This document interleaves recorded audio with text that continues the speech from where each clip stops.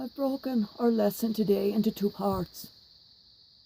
The first is a short lesson in economics, and the second is a short lesson on the book of Daniel. First, a short lesson in economics.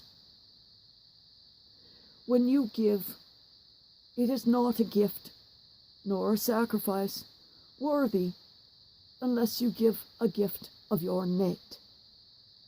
If you are always giving of your surplus, whether goods or income, surplus time or money, the gift is nothing to you, and it is nothing to the Lord. It is no sacrifice. This is why in this society today, the poorest 10% give more of their income to charity than all of the richest 5%.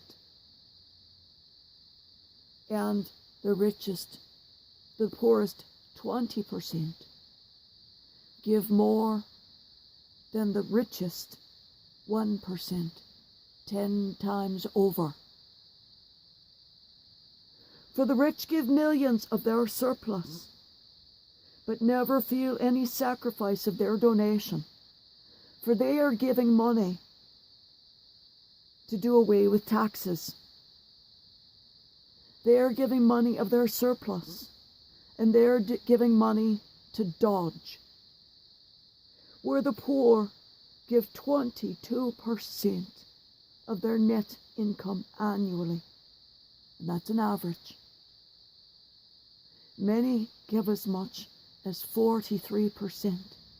And when you're poor, you can't write that off, because you are limited to how much can be taken off your income.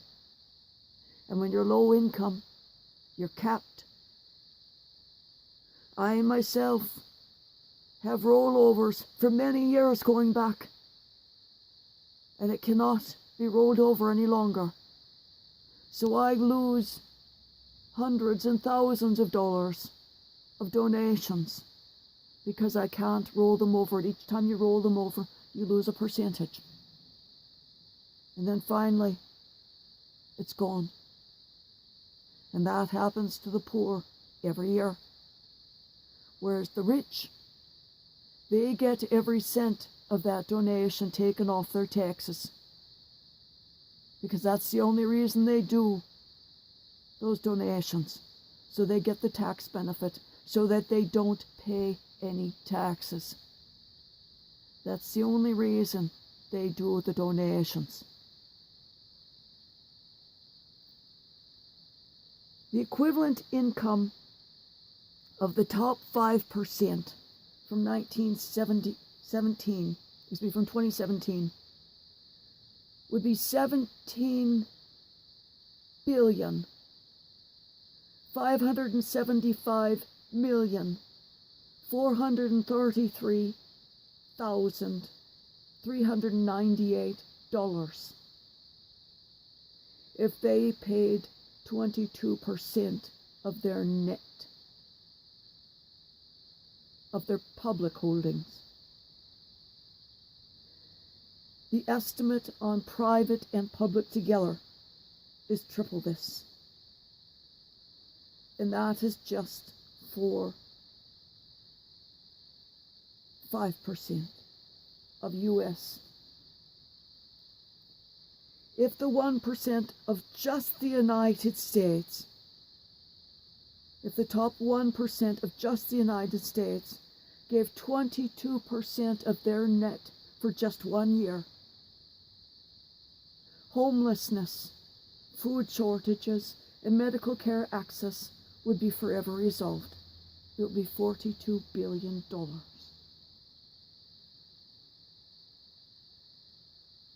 Now imagine a world where the top 1% of all earners gave 22% of their livelihood.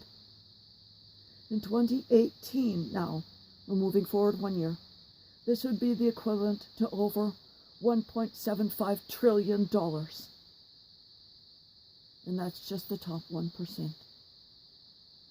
If the top 5%, this would be 2.9 trillion. That would end world hunger.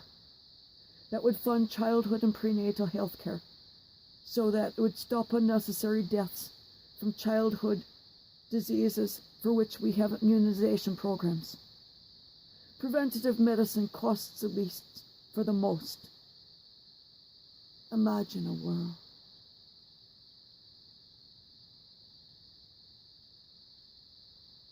A lesson on the book of Daniel. This book takes its name not from the author, who is actually unknown, but from its hero, who was allegedly among the first Jews deported to Babylon, where he lived at least until 538 BC.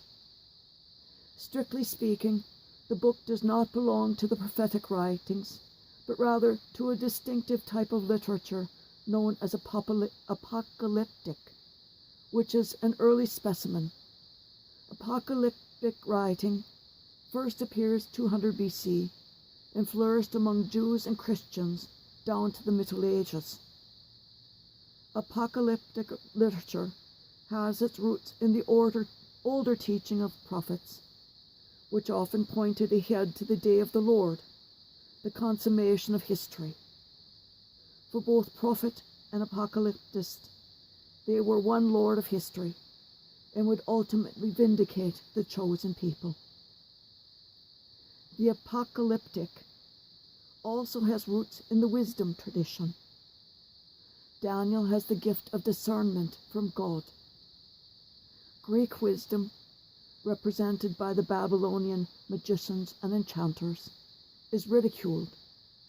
We'll see this tomorrow. Whereas God reveals hidden things to the faithful servants. Look for this in the coming days.